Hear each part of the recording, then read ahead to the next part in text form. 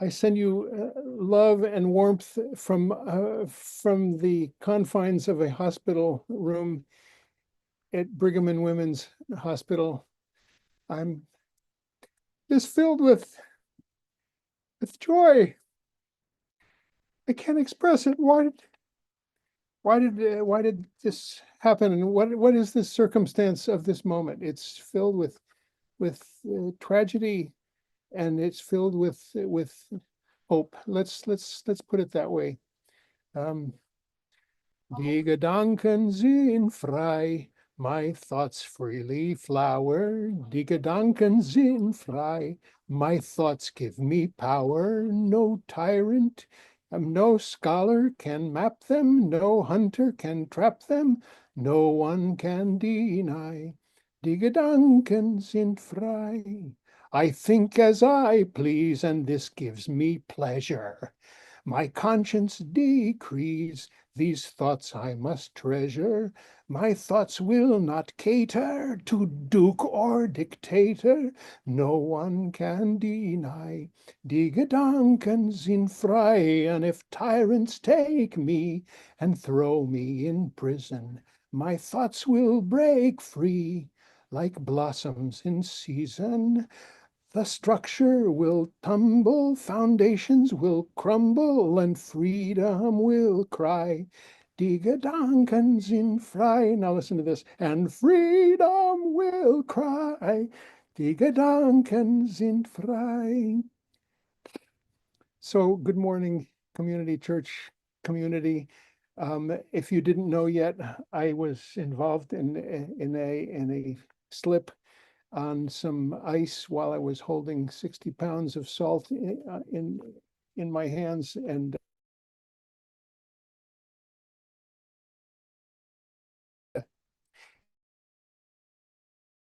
being in this hospital has brought on several just really amazing things for me. I always, every time I'm around hospitals, I think I would have loved to have been a hospital medical interpreter instead of a court interpreter, because of the enormous humanity and compassion that is involved with all the personnel in a hospital, which you don't get when you're in a courtroom, which is where I've spent a lot of my 40 years as a court interpreter. The other thing is just this enormous shout out for the medical profession and the nursing profession, especially. Oh, it's the saintly profession. I've been cared for so beautifully in this hospital. And it's a calling, not for everybody, but I just love these people who are taking care of me. And I will be out on a path to rehabilitation and back walking. I'm walking as much as I can right here in the hospital with a walker up and down, accompanied by a nurse, and I'm doing fine. Shout out to my wife Jennifer and my son Dan, and to my brother and sister-in-law and my nephew and niece and the whole gang who is coming this afternoon. I'm surrounded and smothered by love, and I wish the same for all of you and everybody else in this hospital. I will tell you also that I had just this wonderful visit from a chaplain who was a chaplain in training, Universalist, Unitarian Universalist.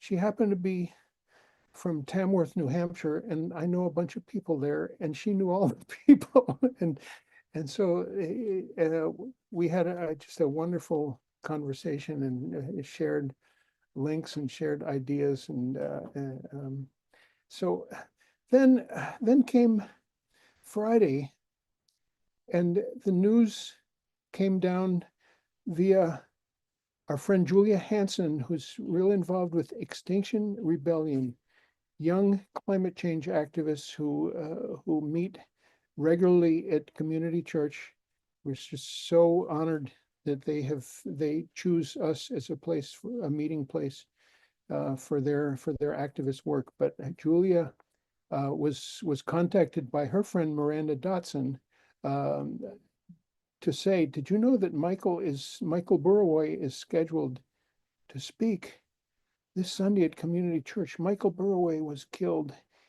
in a pedestrian accident just 2 weeks ago. That's how do you take in the eventuality of two things like that? And Michael, I was very much looking forward to Michael speaking. He researched Du Bois. By the way, this is our annual W.E.B. Du Bois address. W.E.B. Du Bois, who spoke many times at the church and who we'll hear from later. We happen to have about a half an hour piece of reel-to-reel tape that we found in the archives that was digitized, and it's on our YouTube channel, of Du Bois when he spoke at Community Church in 1959, soon before he moved in exile to Ghana. He spent his last 2 years there. But I really am very grateful that Miranda, who brought us this sad news, and who is like Michael Burawoy, a sociologist to be, can we put it that way? And Michael Burawoy was a professor of sociology for 45 years at University of California, Berkeley. And, I've been looking at his online things, obviously just a well beloved and respected scholar and professor and teacher. And so Miranda, I really thank you for joining us this morning to be able to talk about sociology as an instrument for social change, and about the witness and the work of Michael Burawoy. Take it away, Miranda.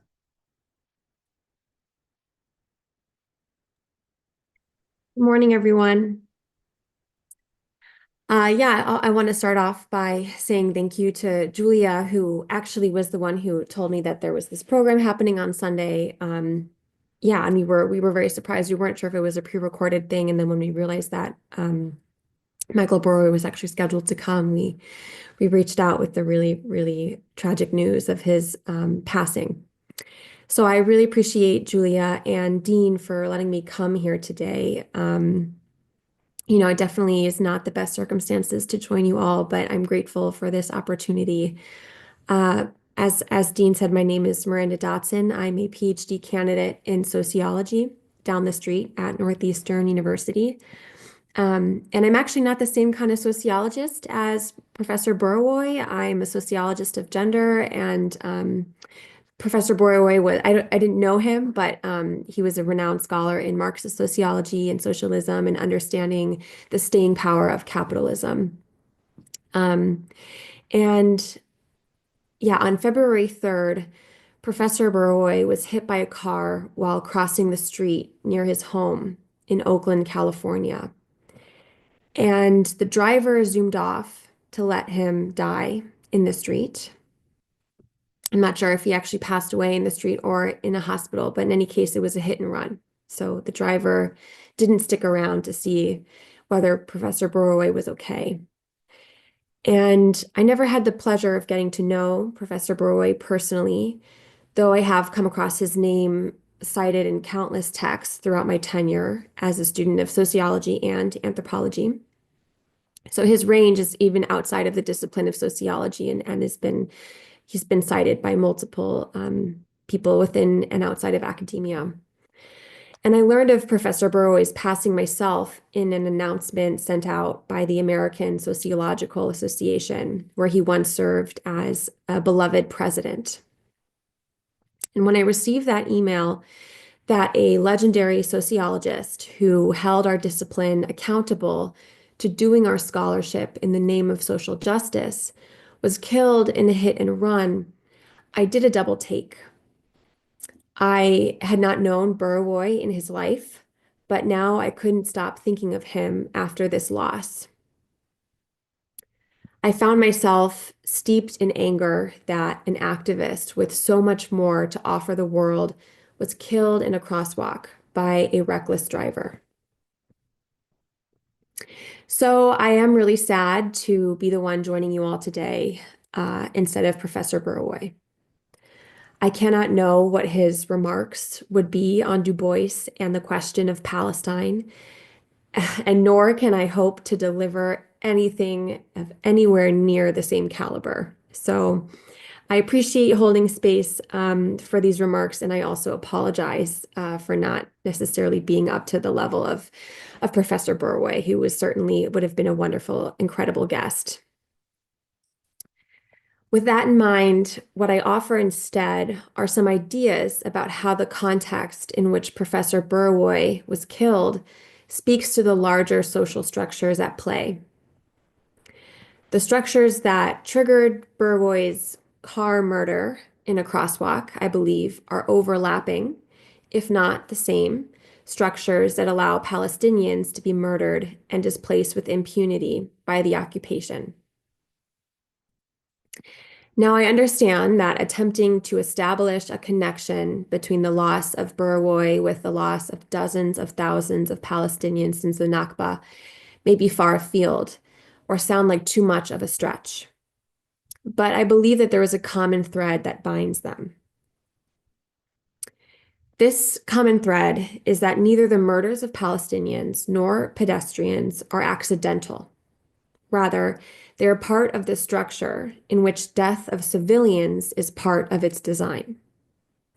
Civilian death is a feature of our present systems, not a bug. Now, what do I mean by this? What I mean is that any preventable death or injury that becomes commonplace cannot be misconstrued as an accident, but is part of a social structure that we are expected to believe is acceptable.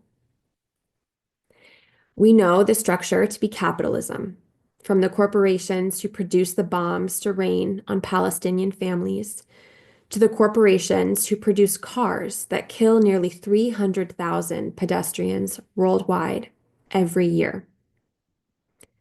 Our economy requires that we accept death and suffering in the name of generating wealth and power. And there I'm going to cite W.E.B. Du Bois's The World in Africa, which is a really incredible text that he published in the 1940s, doing a really great supply chain analysis of capitalism. During the US invasions of Iraq and Afghanistan, the murders of civilians were obscured as collateral damage. In the United States, the ongoing occupier of Turtle Island, a pedestrian is killed by a driver every 70 minutes and injured approximately every 8 minutes as collateral damage of our car-dependent infrastructure. We are expected to accept civilian deaths as unfortunate accidents that come with the territory, whether it be for the business of war or in the business of keeping cars on streets. We are even allowed to mourn these deaths as long as we do not look too far up the chain as to what caused them in the first place. But just as we know that a single soldier who decides to press the button to drop the bombs that will incinerate hundreds of homes is part of a larger genocide, we have to understand that traffic deaths are not random, one-off tragedies, but part of a larger system that accepts death in service of power and profit. We are expected to believe that it is impossible to end war, just as it is impossible to end traffic fatalities. We are socialized to accept the dangers common to driving, even though we would never accept a similar fatality rate for any other mode of transit or occupation. And this is not even to speak of the pollution, the incessant bombs and the clogged highways that accelerate climate change and fill our lungs with particulate matter, causing millions of people to live with chronic illness and die prematurely. We are expected to accept imperialism and neocolonialism as if they were inevitable market forces, and likewise expected to lack imagination for alternatives to our dangerous and polluting streets. Michael Burawoy was killed by a speeding and distracted driver. His death, which in earlier decades used to go on the record as car murder, was at the nexus of multiple crises in society, none of which should be taken for granted as normal or inevitable. I suspect that the driver who killed Burawoy was distracted at a high speed, given that the risk of pedestrian fatality increases when cars are traveling more than 40 miles per hour. There is a likelihood that the driver was distracted by their smartphone, as the majority of smartphone users are clinically addicted to their screens, an addiction fostered by the Silicon Valley tech companies who manufacture them. And the number of pedestrians killed by cars has increased since smartphones were first introduced in 2007.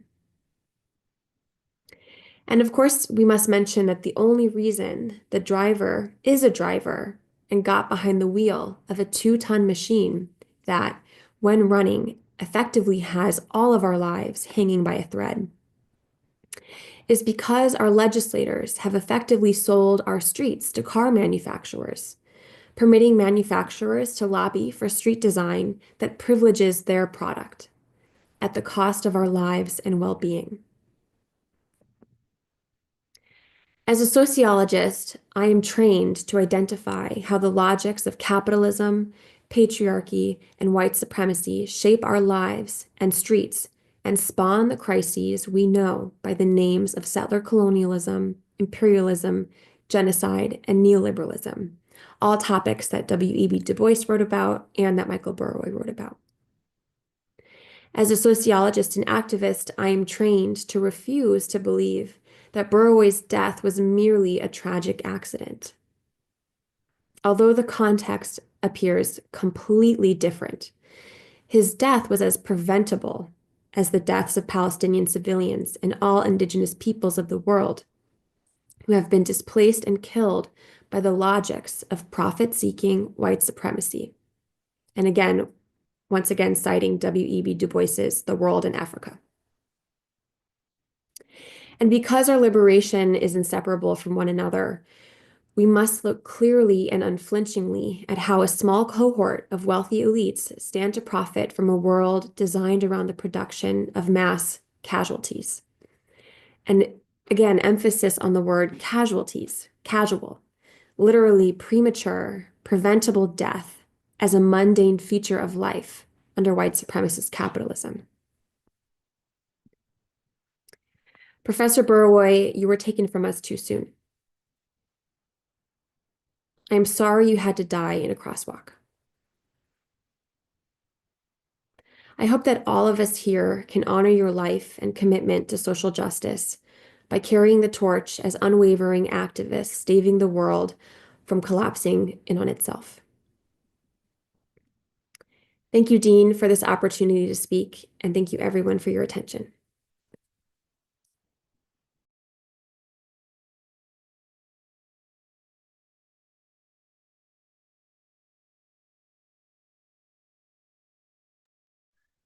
Thank you, Miranda. Really appreciate your words, and I hope we get a chance to hear more from you about your work in sociology and in gender studies. Would love to have you at Community Church sometime to speak and to share with us. I really appreciate that you were able to join us and talk about Michael and talk about the sad circumstance of the roads that we are all slaves to. It took me straight back to 2013 when we, in one season, lost two people, Marcia Deal, to one of our musicians, regular musicians, to a pedestrian bicycle accident. It was that snowy winter here in Boston, when it was the first beautiful day when it was warm and snowy, and she got hit by a car, and we lost her. And then just a few weeks later, Mark Solomon, one of our very regular contributors, he's spoke here many times, just recently passed away. His son, the same thing happened to him in Germany, a bike accident with a taxi. And there's one thing I remember very clearly about those two. I went to Marcia's memorial, and the speaker was named Harvey Cox, who's a very fabled, notable theology professor from Harvard, and who was also a member of Old Cambridge Baptist Church, where Marcia held forth. And Harvey said something that I'll never forget. Harvey said, let's keep whoever was driving that car that hit Michael Burawoy in our thoughts. And same thing for whoever hit Marcia Deal and whoever hit Mark Solomon's son.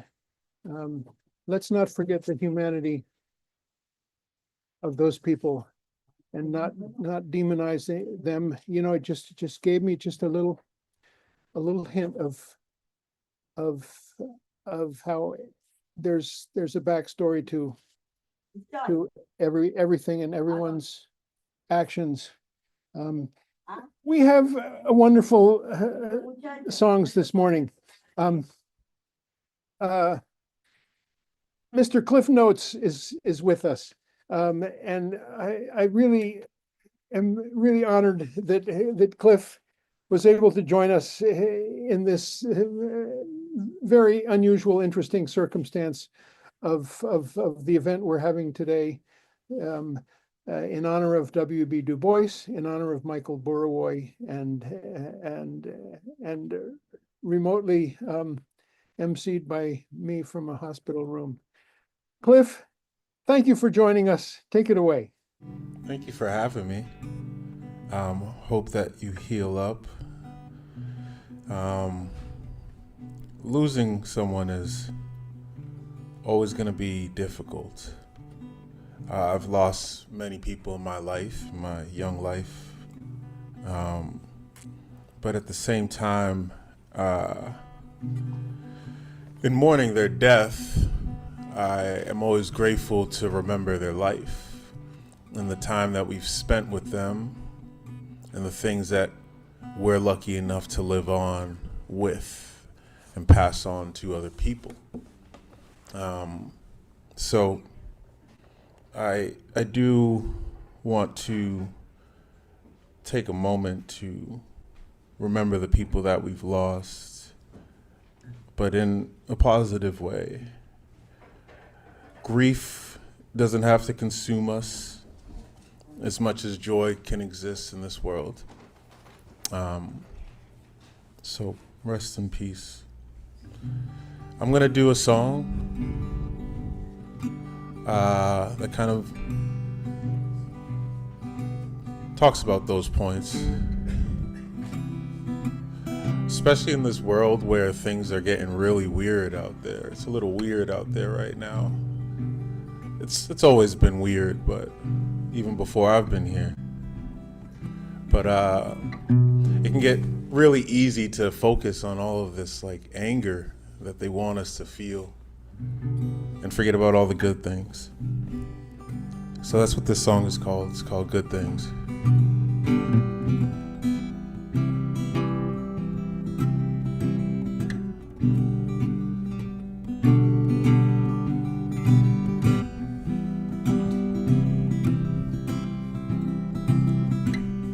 I can't wait for summer nights in Decatur.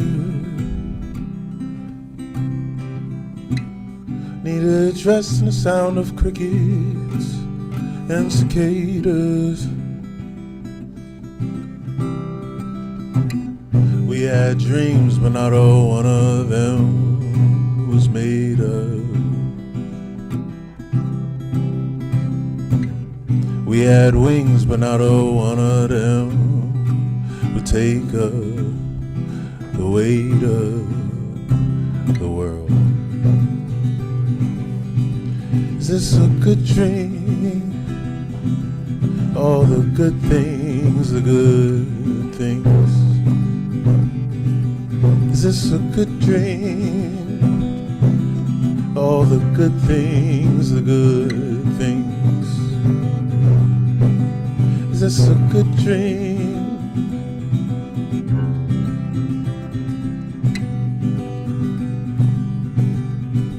Is this a good dream?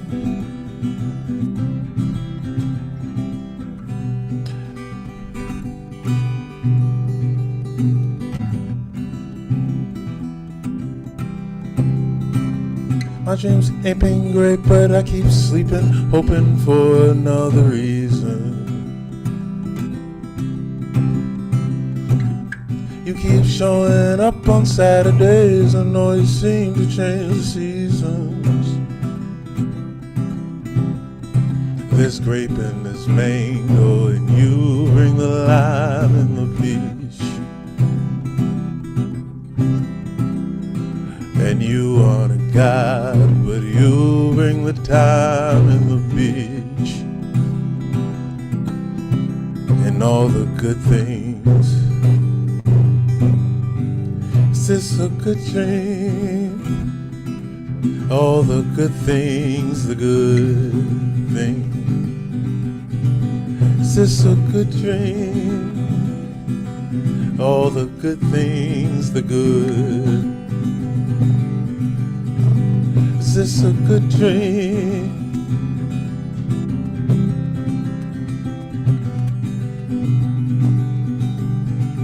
Is this a good dream? All the good things, scared of giving away too much, though you never think you're enough. Nightmares always bring new liars. Take what you want, leave what you desire. And if you're tired, I'll build a fire, dim the choir, and then inquire. Is this a good dream? All the good things, the good. Is this a good dream? All the good things, the good. Is this a good dream? All the good things. Is this a good dream?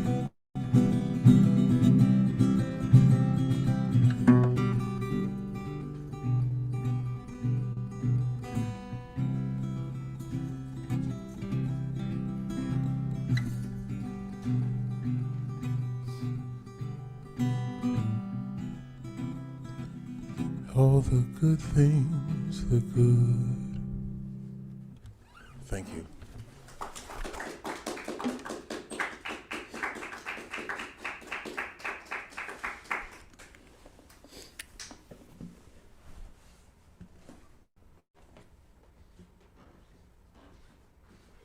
There we go.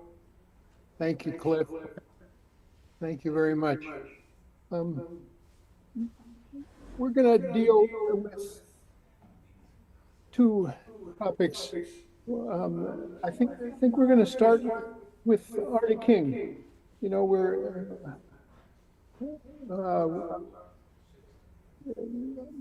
maybe some of you know about the passing of Arie King.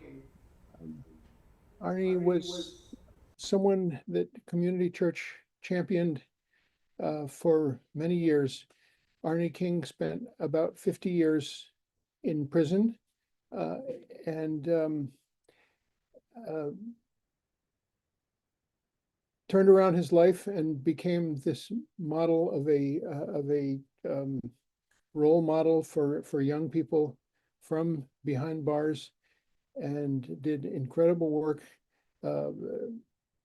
on their behalf. And by the time that, let's say, 2000 rolled around and he had been in for 30 years, it was obvious that this was just a remarkable human being that should not be behind bars. We began to champion his case, and we spearheaded letter writing campaigns. Arnie achieved something that was remarkable, that is unheard of.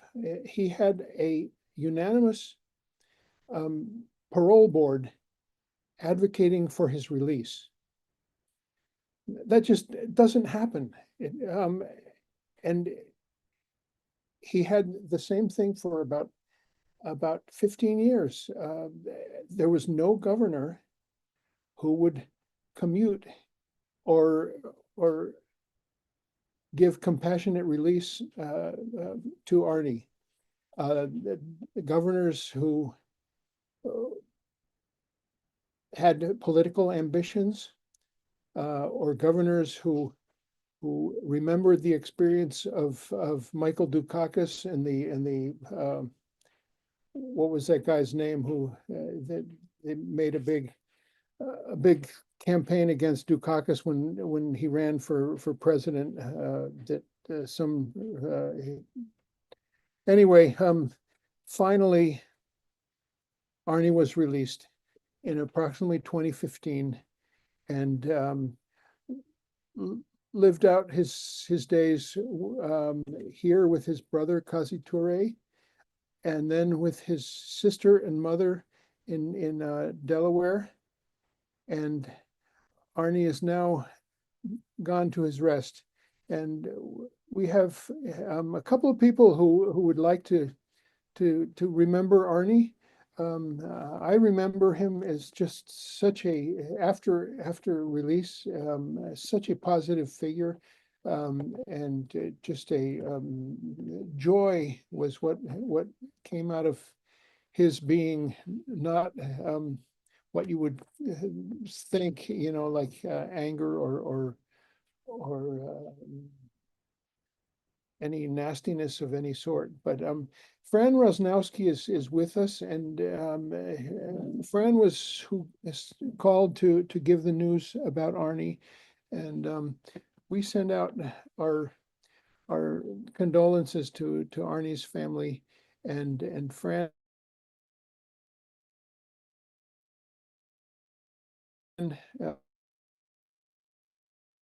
Hi, everyone.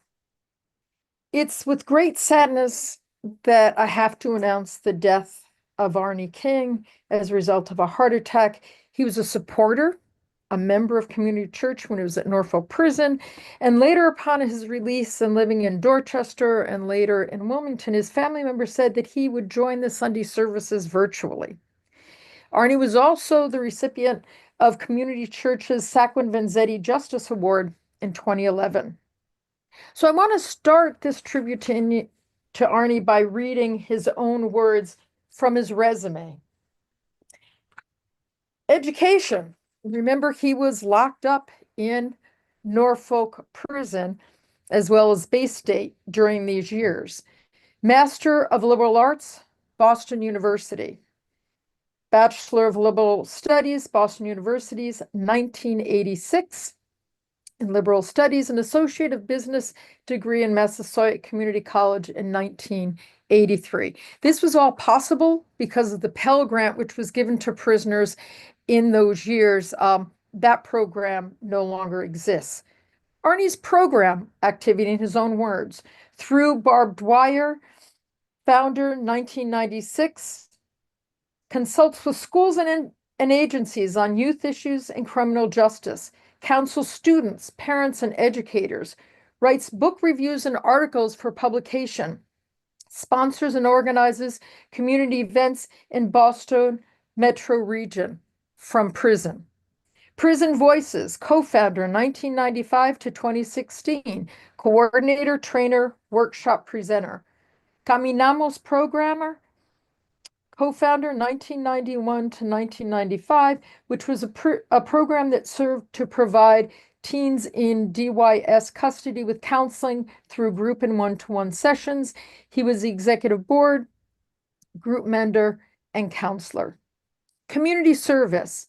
Arnie King has an extensive history of programs, activities, and community service. He provides leadership to the lives of those behind bars and to their families.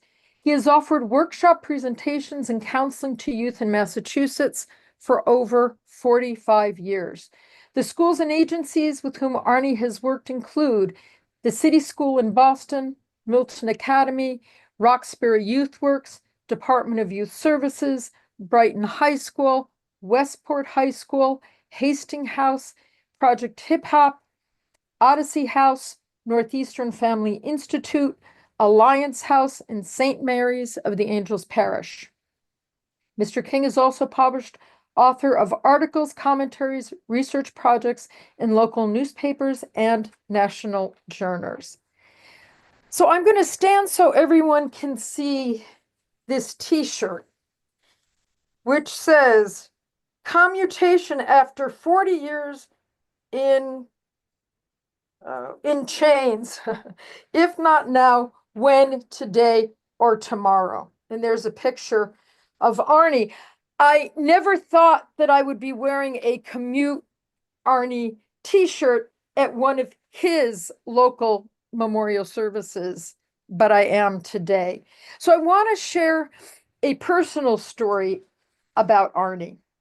I met Arnie in 1980 at the Community Development Program at Walpole Prison, which was a prisoner-run program with outside participation.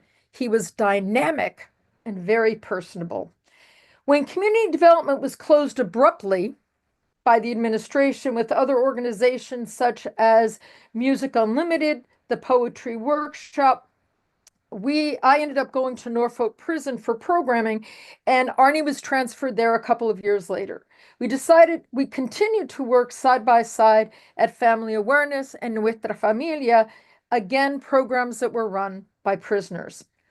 Arnie had started a program for youth sentenced to Department of Youth Services in Metro Boston. The young men came in weekly for group sessions with a focus on their ability to choose how to move forward.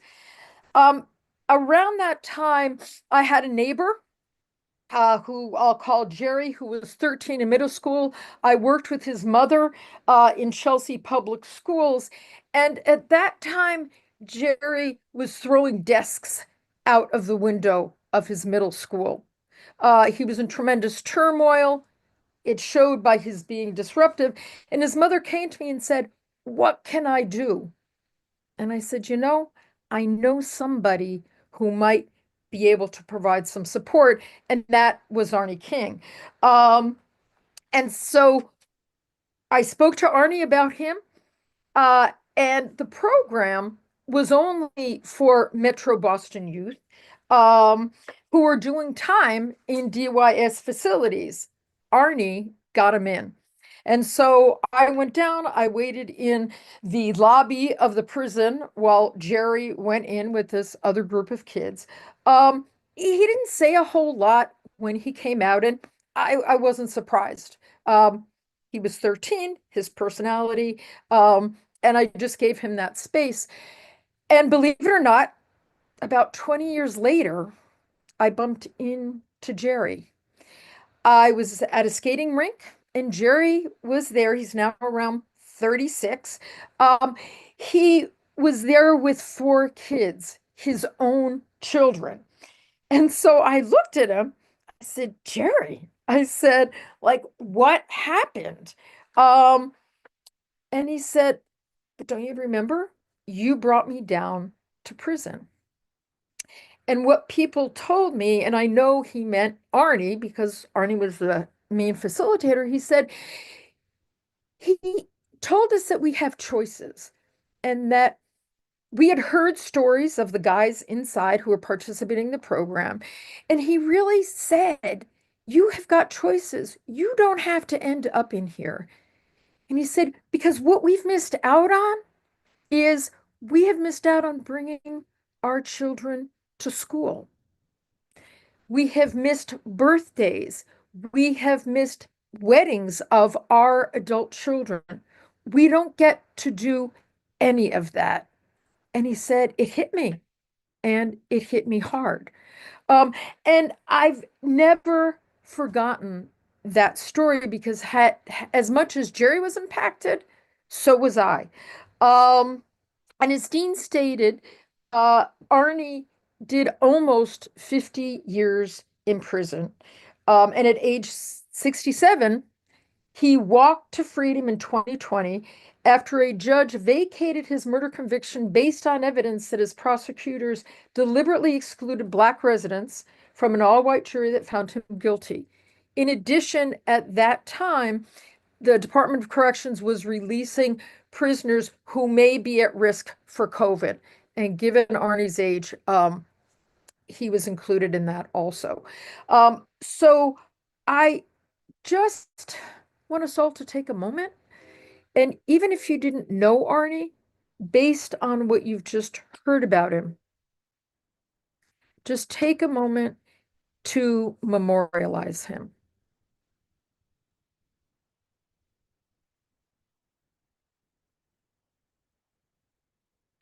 Sandra and Dean, thank you so very, very much for letting me spread the news about Arnie King.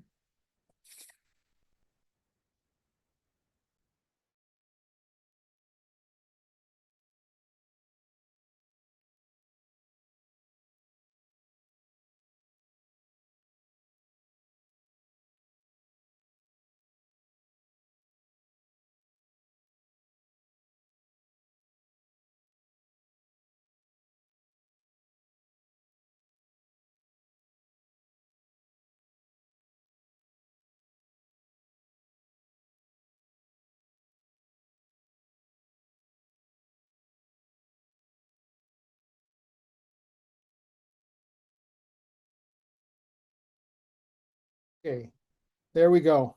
Can you hear me? Yes? Okay. Thank you, Fran. Thank you so much. Arnie King presente, and everybody says presente. Um, I want to introduce someone else who spent a bunch of years behind bars and is now a free man. And boy, am I glad he is now a free man because he is one of my fine friends. And it just so happens that he is going to be doing some of my coffee deliveries this afternoon or tomorrow. And it's just been really helpful as if you don't know, I import coffee from El Salvador and have it roasted here and sell it by the pound at farmers markets in the city of Boston, and have a little delivery route that I'm very proud of that I keep about 20 people caffeinated and happy with their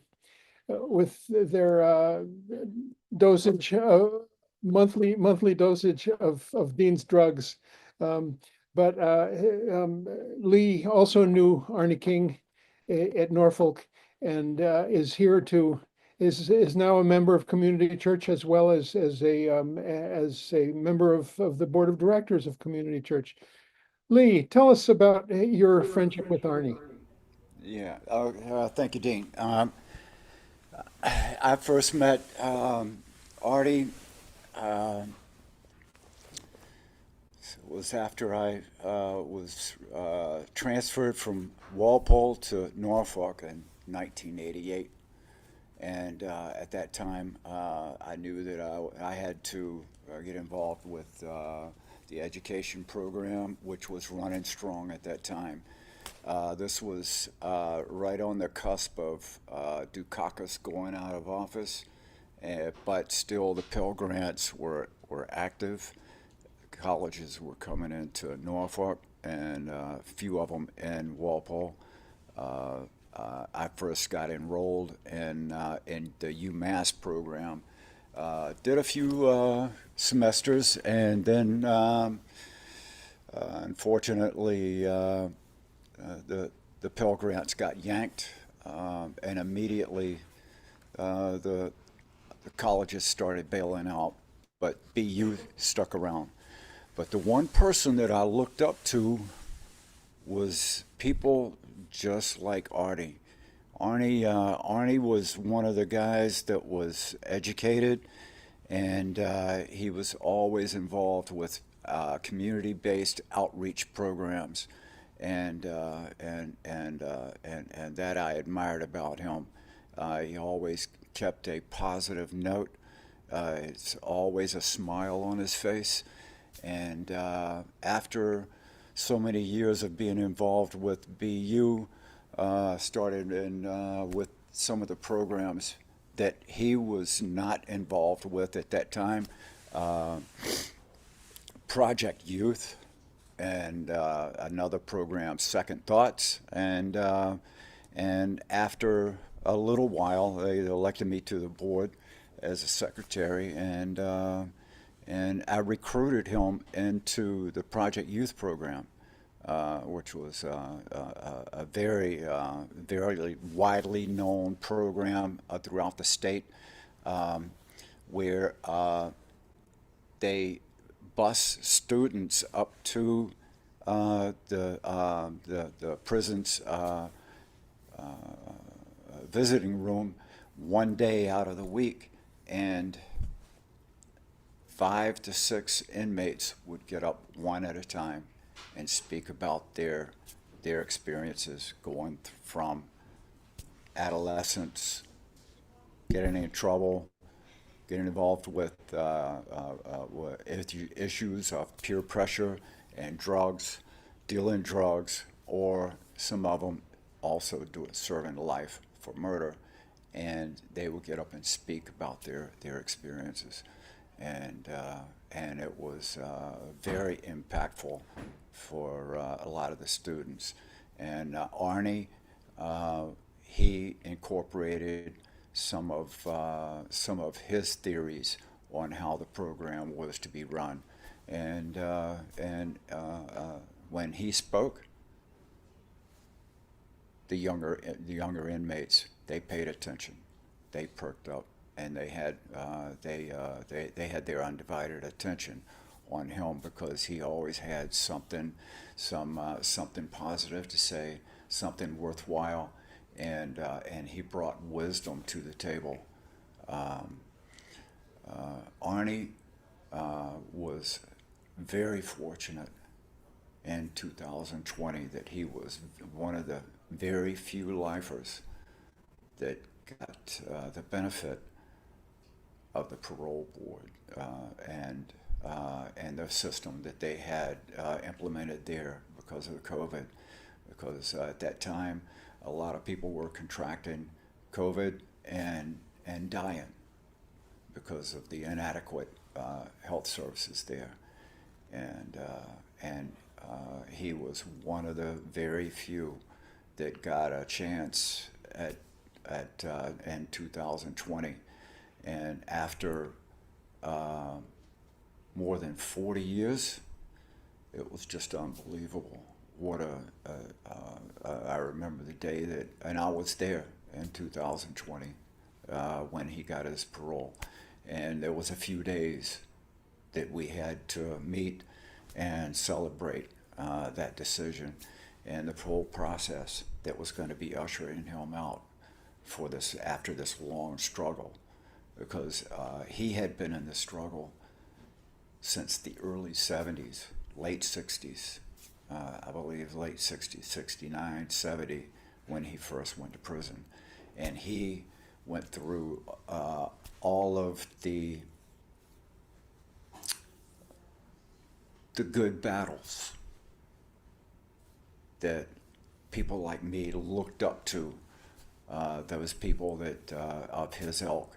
And we really admired the struggle that he was always involved in. Some people felt that it was a futile struggle, but he always had hope, always. And he never gave up the battle. That I admired about him. He was a gentle soul, and you would never, ever hear anything negative coming from him, nothing disparaging about anyone else. So in a prison setting, after that many years of being in the battle of just surviving in prison after so many decades, it's just unbelievable that he would come out and not be twisted and institutionalized like I've seen a lot of people that after so many years had fallen into those traps. He was always able to rise above that. And I very much I appreciated being around him and always sharing some wisdom with him. And he finally got out 2020. It was a big celebration there in the prison system. It spread all over the prison system, and there was a lot of people that were very happy that he was walking out the doors after those years. And it was 2022, 2 years later, before I was able to enjoy the same thing and get my release and join the members here at the Community Church of Boston and hook up with him and see him. And he spent a good 5 years as a free man, and he got his wish. He died a free man. He spent most of his life, about all of it, his adult life, in prison. But we can celebrate today because Arnie died a free man.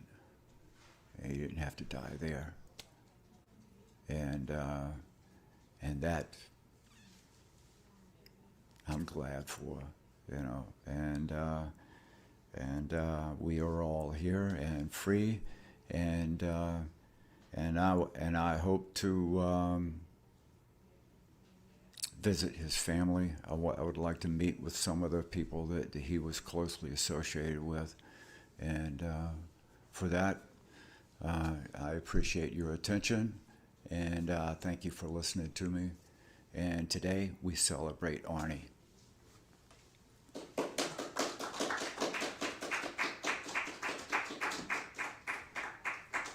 Oh, yeah. Thank you, Lee. And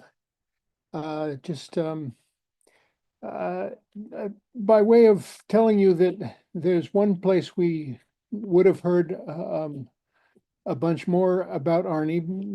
There was an event to happen on March 1st at the NICOB, North American Indian Center of Boston, honoring among a couple of people we know even better, Charlie and Seren, Kazi, Arnie's brother, was going to be honored.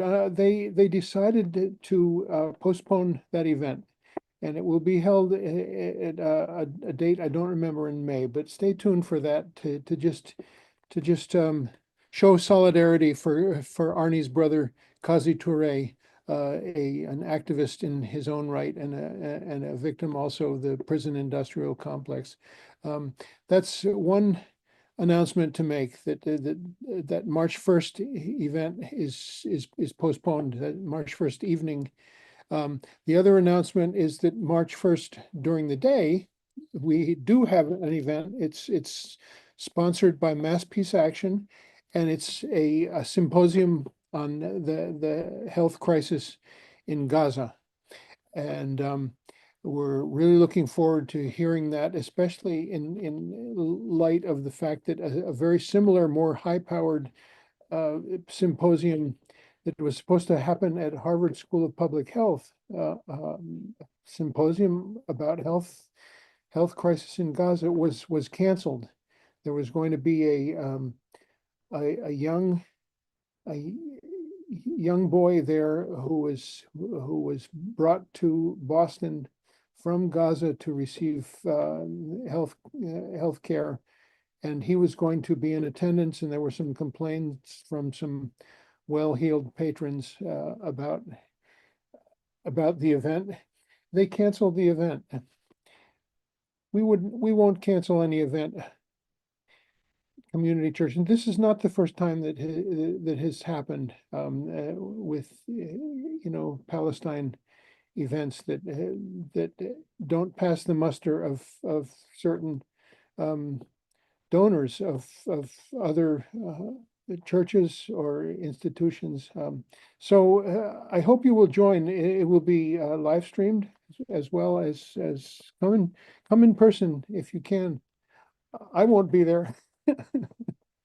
Sorry to say that's a week from now, and I wish I could be. I'll be there virtually, definitely. So all right. Hey, Cliff Notes, would you like to join us for a couple of tunes? And after that, we'll talk a little bit about Du Bois and about Burawoy. Okay.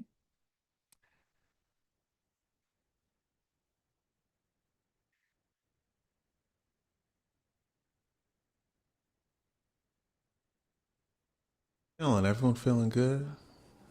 Yeah. So earlier we heard a lot of talk about freedom and containment, which I think is a very prevalent thing in my music, even in my film work, just the idea of containment. I think in a lot of ways these days, there's a lot of people trying to get free who aren't in prison. There are people who are trying to get free who may even be on the Zoom call right now, free from poverty, free from grief, free from pain, free from our minds, free from a marriage, free from anything. I think when I sit here on this stage and look behind me, and you got Martin Luther King and all the different representations of freedom that have come over time all throughout this room. I've been just staring throughout this room. There are so many tokens of freedom in here, of what is possible for us all. So I have this song called Get Free, and it starts with this kind of mantra. So if you're online right now or in this room, feel free to hum this mantra with me and close your eyes and think about how to get yourself that freedom. So if you want to hum this with me.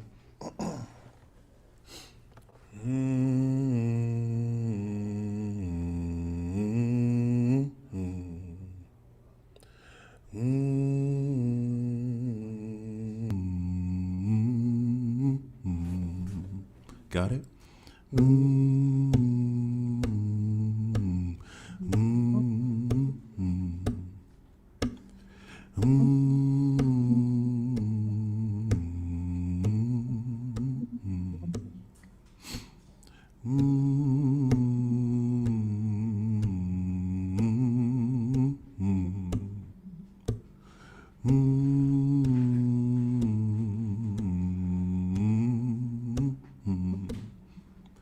I was born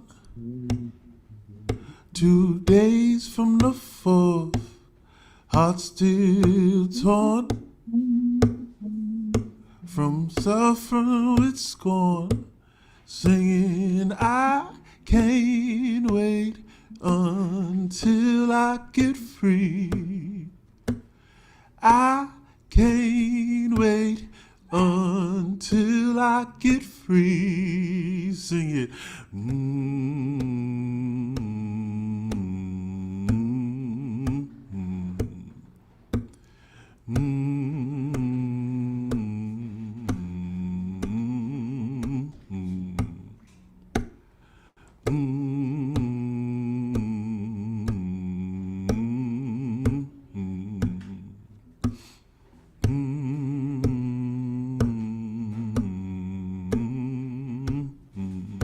I was left in the river,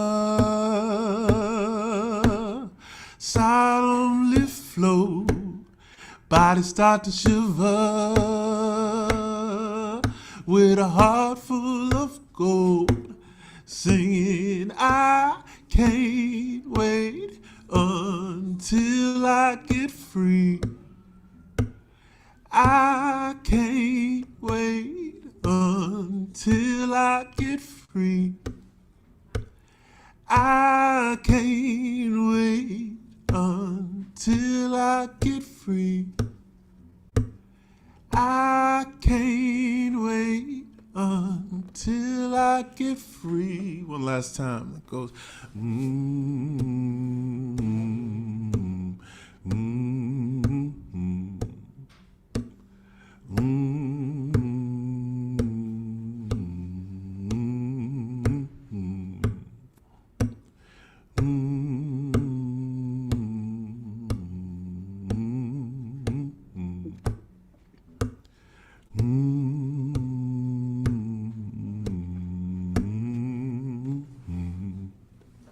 Thank you for indulging me in that.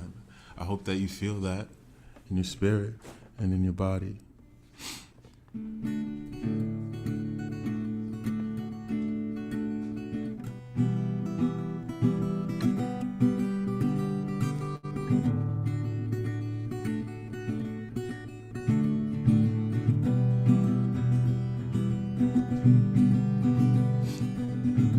I got a sense of humor. My hands on my knees, and I'm begging her please to stop joking around. Don't you get tired of the future, when it's all gonna end, if we even play pretend and get lost in the now. It's all fun and games until we stop playing. Look up from our lowered plane and see the dust might clear and kiss your fears. So if you're still here, make it worth it. If you're still here, make it worth it. If you're still here, make it worth it. If you're still here, make it worth it. Mama, would you look at me? I've been driving with no head. Hands that never held me close, held on what was right. Was it true? Was it past tense? Is my memory still the sharpest? We're all just rolls of film. Takes time to develop in darkness. So if you're still here, make it worth it. If you're still here, make it worth it. If you're still here, make it worth it. If you're still here. Thank you.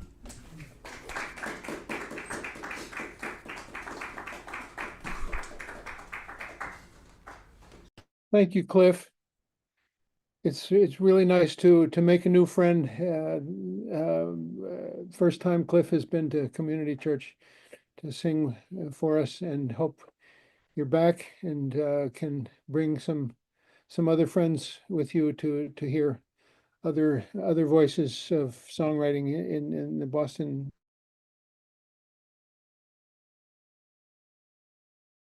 area. Again, about Arnie, and I have a a photo of Arnie to share with you, if this allows me. Do you all see that? There he is. Just found that online. We miss you, Arnie King. Um, and while I'm here, I just want to just mention that we have this initiative that's called our members behind bars. It's typically been about 10 people behind bars that we have a relationship with, try to correspond with, send all of our publications. That would be our newsletters, our yearbooks, our different announcements about special events, our fundraisers, and we also send each one of them some special money order around holidays for them to buy some special food or some whatever they need.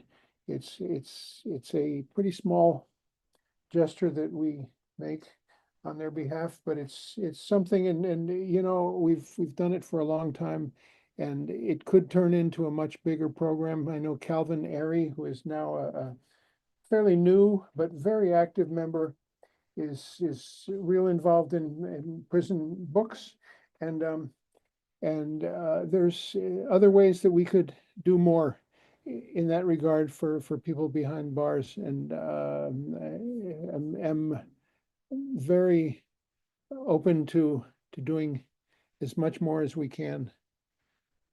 So we move to Du Bois. I hope you can see Du Bois right there. That's a beautiful photo of the man.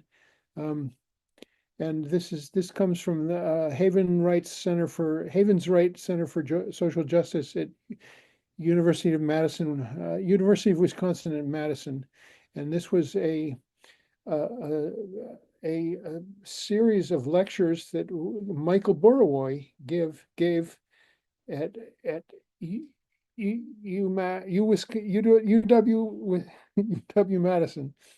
And the topics focusing on Du Bois were critical engagement versus public sociology, race, class, and capitalism, decolonizing the canon, and Black Marxism, different lectures that he gave.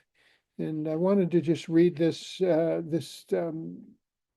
description of Du Bois before we listen to the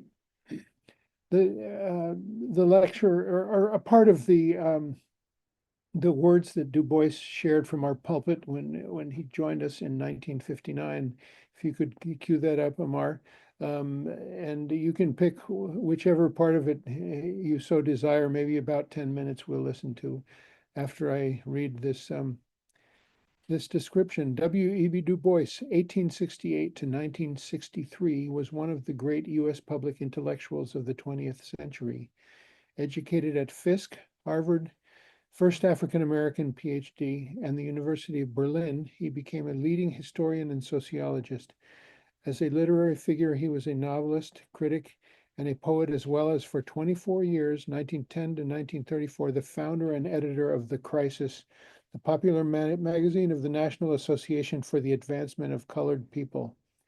As a political activist, he was a socialist, a Pan-Africanist, a civil rights advocate, and a leader of the international peace movement. For much of his life and afterwards, his race, his intellectual scope, and his intrepid, independent radicalism marginalized him within the academic world. His public stances against imperialism and capitalism would make him an enemy of the U.S. state, leading him to take up exile in Ghana for the last 2 years of his life.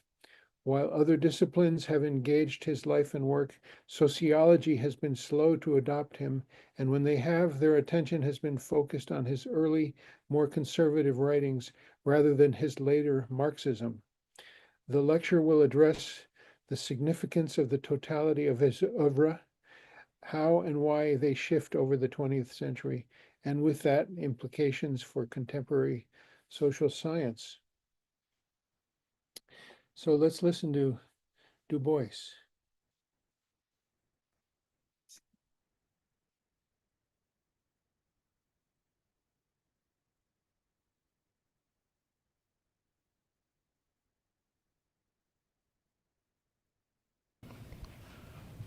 I have studied socialism in college and by reading and also by travel. I knew the work of the Social Democratic Party in Germany in the last decade of the 19th century. I saw what is now Poland, Hungary, and Czechoslovakia before the Russian Revolution. I saw Western Europe before the First World War and learned of the rise of socialism. Between the world wars, I lived in Germany and visited the Soviet Union, China, and Japan. And last year, I spent 11 months in Britain, Holland, and France, in Czechoslovakia, Germany, and the Soviet Union, and in China. All this study and travel does not give me complete knowledge of these great lands with their wide territory and teeming masses of folk. But this experience does give me the right to say that the West, and particularly the United States, can no longer ignore the world or consider themselves the center of the universe. That Eastern Europe and Asia have forged forward at a tremendous rate, that the Middle East and Africa are awakening, and that what this part of the world, together with the West Indies and South America, are thinking and doing in the present is of interest to you and fatal for the future of this nation. What does a socialist country look and feel like? It is not so different from this. The people are ordinary folk. They are not in chains. They laugh and cry. They work and rest. There are homes and schools. Life goes on there about the same as everywhere. Of course, time and observation reveal differences. The long look would distinguish Moscow from Boston. There is more planning of street and building in Moscow. The people in New York are dressed in later style, but the Muscovites are not in rags. They are satisfied with life and less worried than Bostonians. They rest and play, but with less noise. A stroll in the squares or a walk in the park seems to satisfy the mass of people. One thing they fear, which we do not, and that is war. They know what war is, what it costs in death and destruction, dislocation of life, disease and hurt. This is true not only in the Soviet Union and Poland, but in England and France. The world fears war, except the United States. We laugh and joke about it. Our children play at murder. We have no active peace movement. On the other hand, in socialist countries, certain fears are absent, which never leave the waking hours of Western lands, nor always the hours of sleep. They are four in number: unemployment, old age, sickness, opportunity to rest. Take any man you know, any man you meet, take yourself. We fear unemployment, losing our job, being unable to work. This the socialist citizen does not fear. He may have to change work. He may have to change the place of work. But work at current pay, of this he is always sure. We fear old age, what we will do when we are old. We are desperate to save enough to ensure a decent living when we are too old to earn. Thousands of people walk our streets sick with the fear of age. The citizens of socialist countries need not fear age. Every citizen is certain of support, of food, shelter, and clothes as long as he lives. It may not be of the highest quality or what he would prefer, but he will not freeze nor starve. We are frightened of sickness and accident, an attack of sore disease, being knocked over by a car. Any day, any time, we may be put to bed by such misadventure. We may be covered by insurance, but most people are not. We can seldom afford the best medical care, and we nearly always lose pay and burden our family and friends if sick. In socialist countries, medical care is given great attention. Physicians are being rapidly increased in number and distributed according to need, even if that need is in some lonesome country district or in a far-off province or late at night. Medical care is available for all. Okay. Okay. Are we back, Amar? Yes. Okay, nice. Thank you, Dr. Du Bois. Is everybody hearing me? Will somebody say yes? Okay. Wanted to just read a few more things before we hear from Cliff one more time and say goodbye.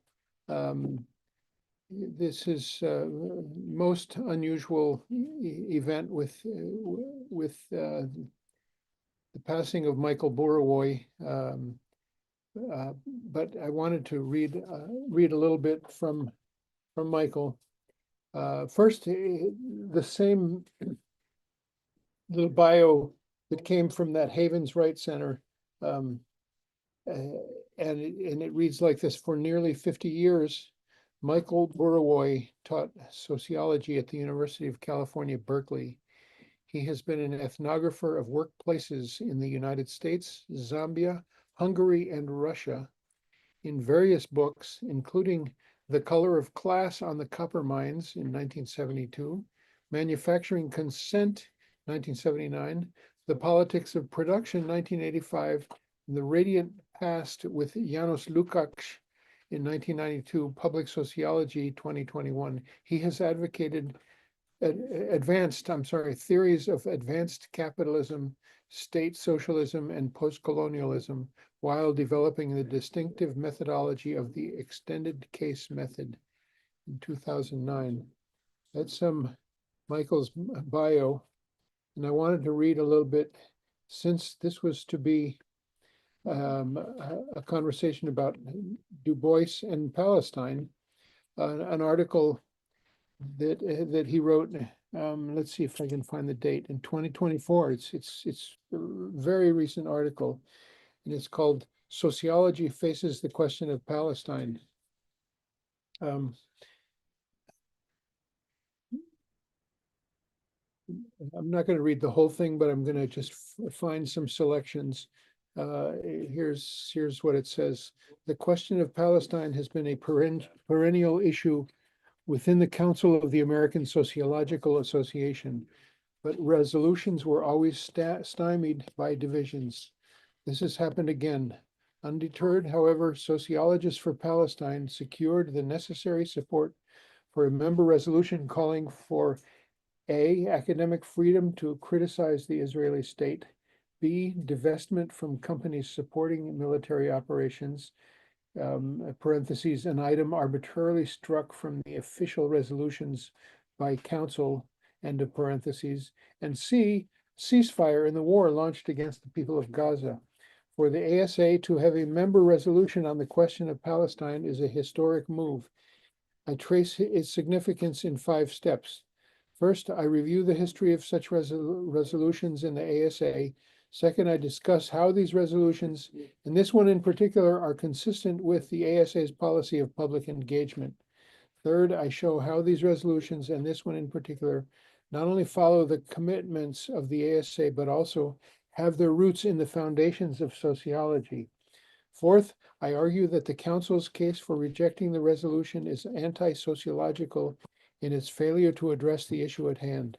Fifth, I argue that comparative sociology shows that a ceasefire would benefit all parties within and beyond Israel-Palestine. So he's going into these resolutions that there's a long history in all of the professional associations of trying to make resolutions about politics of the day, and speaks to, you know, just this present situation that Kelly Carter Jackson a couple weeks ago talked about in the academic world of censorship and silencing of different faculty as well as students. We have a group of students and faculty from Emerson College who have been meeting at Community Church because they don't feel safe meeting on their own campus because they've been disciplined by the faculty. And the same thing, of course, holds true over at Harvard. We had a wonderful visit several days in a row from a student undergrad at Harvard who had been involved in the pro-Palestine activism during 2024, and who interviewed us extensively and wrote an article for the Crimson, the Harvard Crimson. I will try to stick the link on the chat before we're done. But she also wrote for an alternative publication, which is called the Harvard Crimes On, and it has no students offer their names for their writing there because it's all about Palestine, and it's about boycotting some of the companies that Harvard is so engaged with that do military work for the Israeli state, and so it's in this context that Burawoy is writing, considering the environment on the academic scene.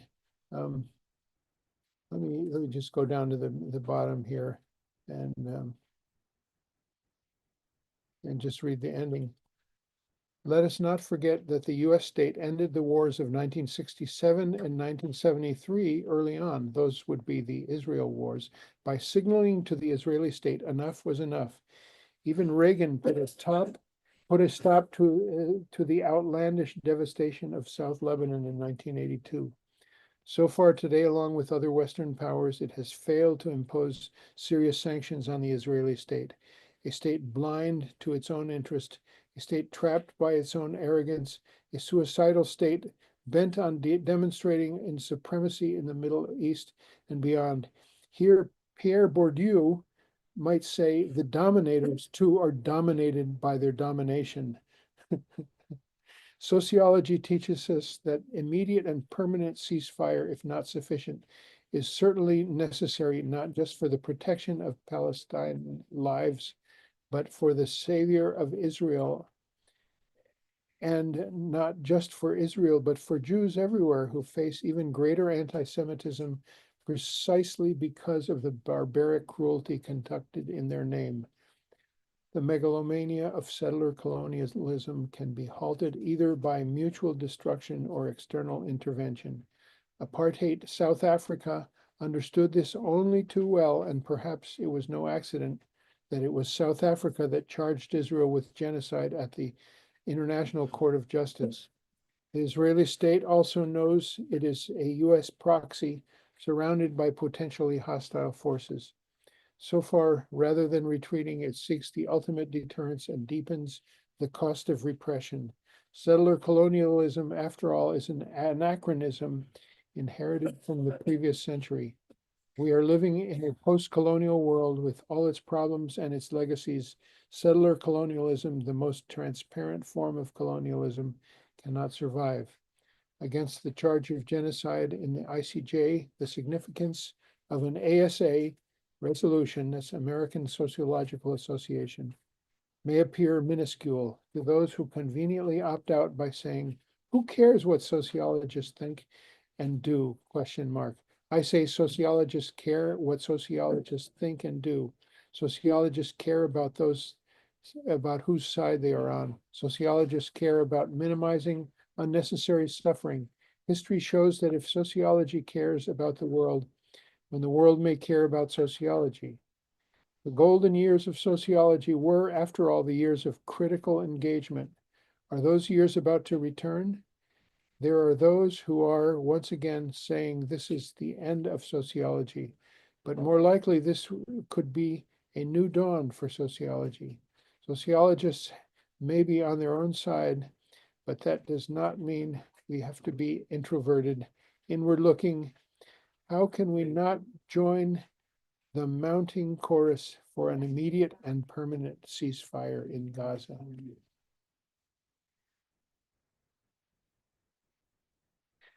Thank you, Michael Burawoy. We're so sad that we didn't get to hear this man in person. I was not familiar with his work until we found out that he had written a book about Du Bois, and invited Michael, he's a British guy, to join us, and he was very happy to join and honored when he saw the Crystal's brochure. Maybe we could put that up, Amar, as well,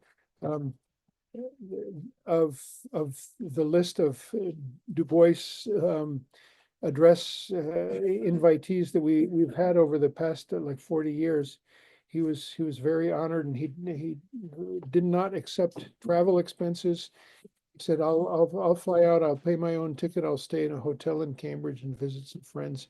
And maybe some of them are with us today. I hope we get a chance to have a little bit of commentary and question and answer after we hear from Cliff one more time. But we will be purchasing a number of books by Michael Burawoy, and we'll have them at the church if you're interested in checking them out or having a look at them, because this is obviously a giant in the world of scholarship, in the world of the socialist academia. Thank you all. You're still with us. And Cliff, do you have one more for us that you could share, or a poem or a song, whatever you'd like? Actually, before you go up, I've got a couple of quick announcements. Oh yes, Charlie, we didn't talk about Joan. Yes. Can you hear that? Okay, there we go. Yeah, it takes a second to turn on. This Saturday, the coming Saturday, will be the celebration of the life of Joan Livingston at 6 o'clock here at Community Church. There'll be 6 to 6:30 a gathering, and then 6:30 for about an hour there'll be a program, and you're more than welcome to bring your own remembrances of Joan, and there'll be some pictures and other things. Some of her family will be here. Their family, I think, will probably have a separate celebration, maybe even here in when the weather gets a little bit warmer. But there's a poster for the celebration back on the bulletin board back there, and next to the bigger poster of just recognizing Joan's passing. Then a couple other community church details. First of all, we just put the book out there, and if you're not a member of community church, you can be the first person to sign up for 2025. Nobody's signed up yet this year, so we invite you to do that and become a regular member of community church. And then the other thing is that there's a demonstration this Tuesday at the Israeli consulate, and I don't have the exact time. It'll be available on the ACMA ongoing event or ACMA events Facebook page. If you need to find it, and I hope to find it before the meeting's over. I just, for some reason, I couldn't find the event that somebody sent me. But it's about the continuing events in Palestine. And then Sandra just did a QR code for the community church so that these will be back on the bulletin board permanently. And if you want to donate to community church, this is the easiest way to find the PayPal. You can also donate cash to the bucket in the back, and we need your support on an ongoing basis. And then for the people who might not be aware of it, after this meeting's over with, we'll have lunch, and then we're going to have the yearly financial meeting for the church. So I'll call it quits at that. Okay. I want to urge you all to, if you are still on Facebook, I know a lot of people have gravitated off that platform because of the disgusting tech bros who are just caving into MAGA around a lot of things, and disgusting Elon Musk and what he's doing with his rampage through the US government, which is not necessarily the prettiest thing, but I feel for lots of government workers. And anyway, if you can go to Joan Livingston's Facebook page, you can go through the history of her activism, and it's a remarkable thing, and it's a lot of really amazing links. And the one that I want to point out is the most controversial one, I think, and it is May 27th, 2022. Thanks to Ken Casanova, I don't know if Ken is on with our Zoom today, but for tracking this down for me.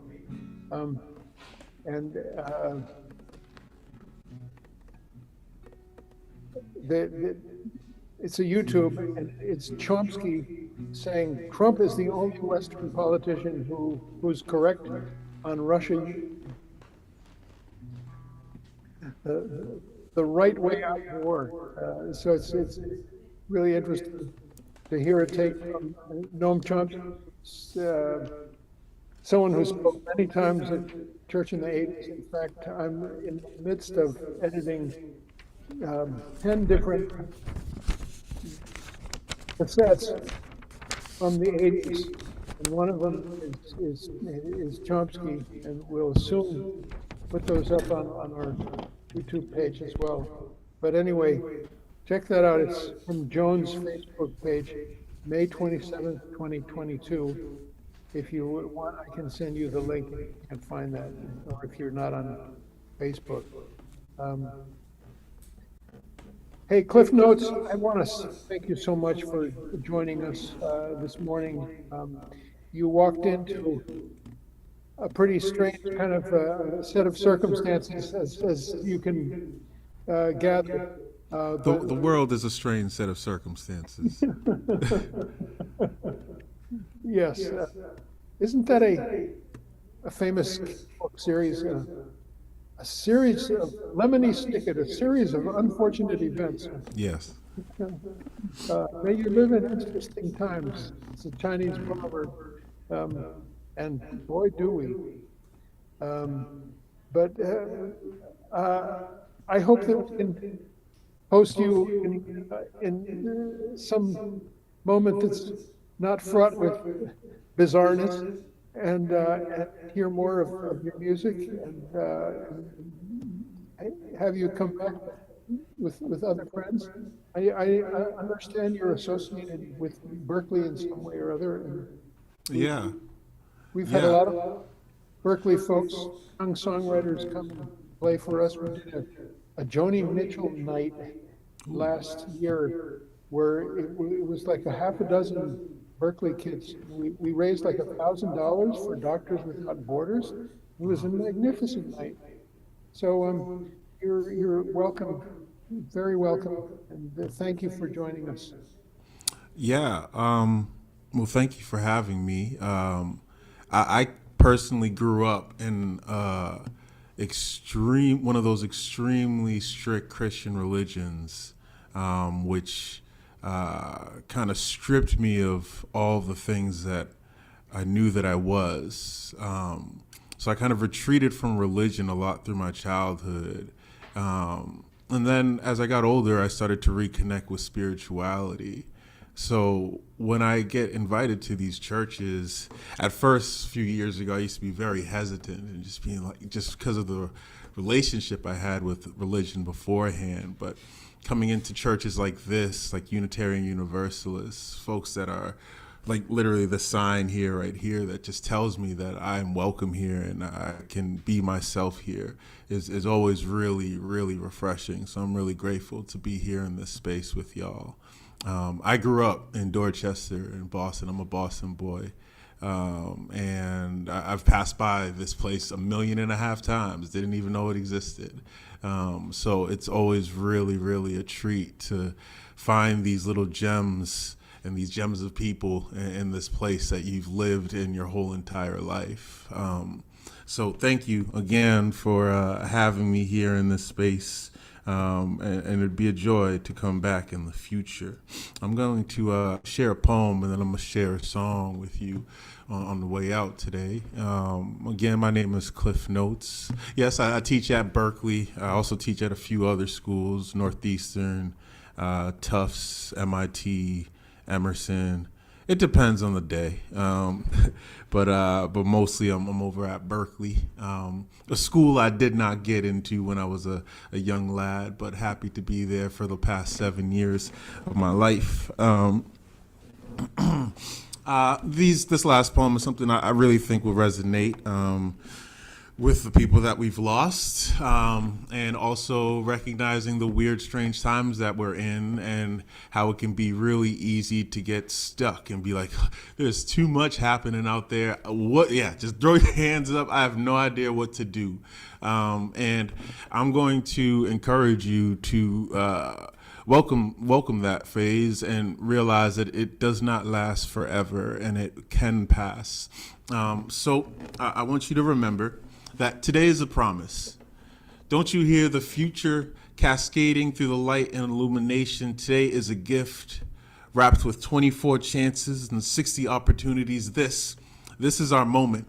And we don't have to choose to look at it so deeply, but today could be our last chance to gaze at it so beautifully. After failing to uncover inspiration for the 52nd time in 1 hour, you begin to question your worth.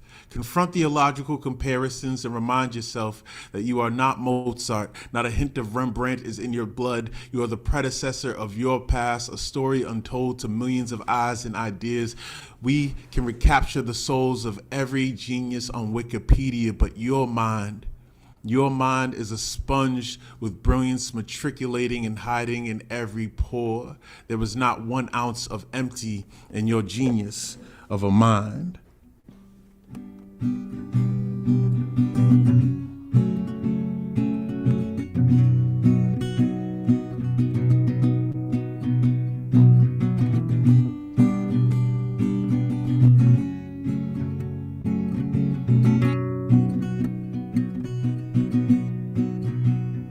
I saw chocolate-covered mountains today.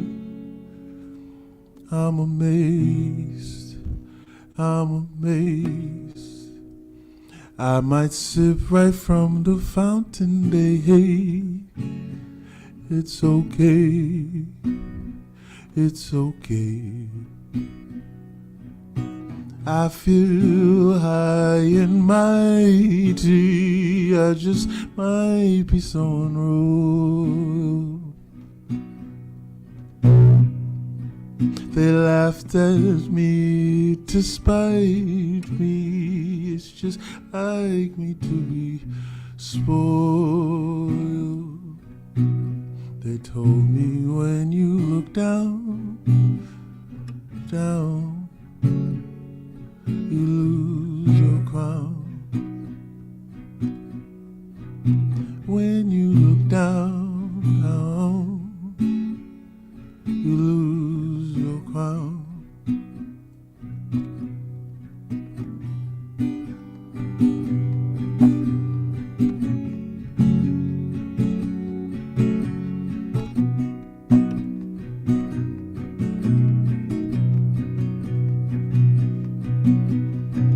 When you look down, down,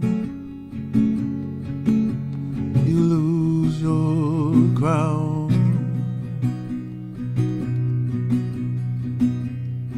When you look down, down,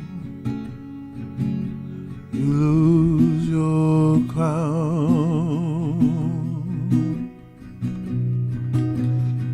When you look down,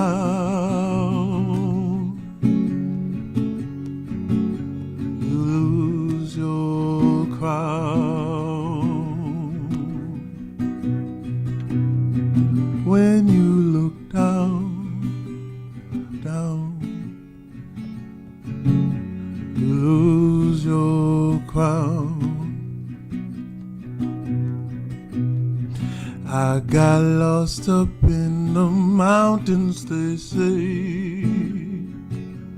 I'm ashamed, they're ashamed. I don't think they were counting the pain. I'm to blame, they're to blame. I feel like believing, guess that heaven's for the heathens.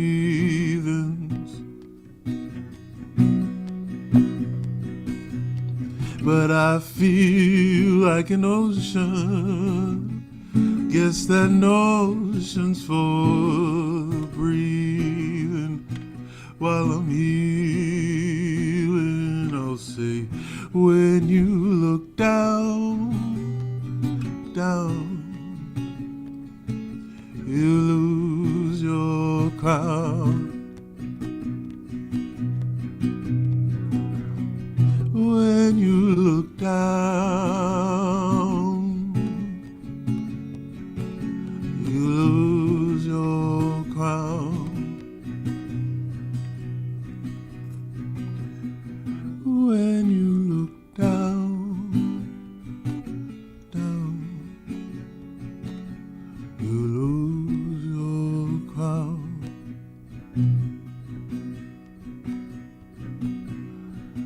When you look down, down, you lose your crown. Thank you so much for having me. I hope you all have a great rest of your evening or day, and I hope to see you on the next time around. Take it easy. Thank you. Oh, thank you. Oh, thank you, Cliff. And thanks to all of you who have joined us today. I was just finally getting a chance to look at the chat, and I want to point out one thing. I want to send a shout out to Tommy Rosa, who is, I think, watching on YouTube. Hi, Tommy. I can't help but remember when you came after you were released, you came to the church just to say hello, and we called Arnie. And Arnie was just overjoyed that you had been released as well, and just was just so happy that you were out and you were with me, and we were together, by phone. Do you remember that, Tommy? I do, and I remember Arnie, and I wish you well as well. Another of our members behind bars who is free, and we hope that the others obtain their release sometime at some future. And we wish the same for the likes of Mumia Abu Jamal, and we rejoice that Leonard Peltier is free, almost house arrest, but that's something. And I think that whoever is in the auditorium right now is starting to smell the aroma of lunch, cooked always on a Sunday by Luis Guzman, our cook and janitor, who's been with us for almost 30 years. Just some wonderful news is that Luis is recently cleared to apply for permanent residence in the United States, and he's had a long haul of an immigration battle, but it's on a really good path, and we've been supporting Luis in his immigration struggles. So we're ready to say goodbye to all of those of you who are still with us, like Alvin Foster. Greetings to you, Alvin. Dorothy Weitzman, I see you're with us. Lynn Mystic Healer has also shared a bunch of really interesting looking links to a lot of different things. Murderbydecree.com, gregpalace.com, geoengineeringwatch.org, Code Pink, etc. Lots there. Mary Bowler, thank you for joining us. Naima, Nancy and Kevin, we send you our greetings. Longtime members, Paul Pellin, thank you for being with us, Paul. And Rick and Shirley Kirsten and Isvara Predmore. I thank everybody for being with us. Let's continue to build community. Let's continue to enjoy the beautiful space that we have in Copley Square. It's not the easiest place to get to for some, but it's so centrally located, and it's good for movement building. We have, I want to just list the different organizations that meet there regularly. Extinction Rebellion, Muslims for Progressive Values, Veterans for Peace. By the way, they're hosting a film that's on March 7th, Friday, March 7th, this coming Friday. No, a week, 2 weeks. 2 weeks from last Friday. The Fifth Ward Democrats who meet with us, and others who use our auditorium regularly. We have a whole load of affiliate simpatico organizations that use our space. Hi, Alvin, waving to you. And with that, I'm going to sing you a little song that I've learned recently that I love for to end a meeting. It goes, brothers, now our meeting is over. Brothers, we must part. Brothers, we are gone, but I will love you in my heart.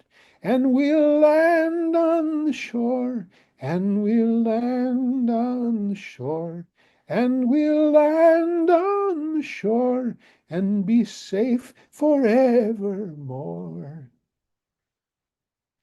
Okay. With all love and humility, I say goodbye, and call it. We hope you'll join us next Sunday. We hope you join us for our meeting at about 1 o'clock.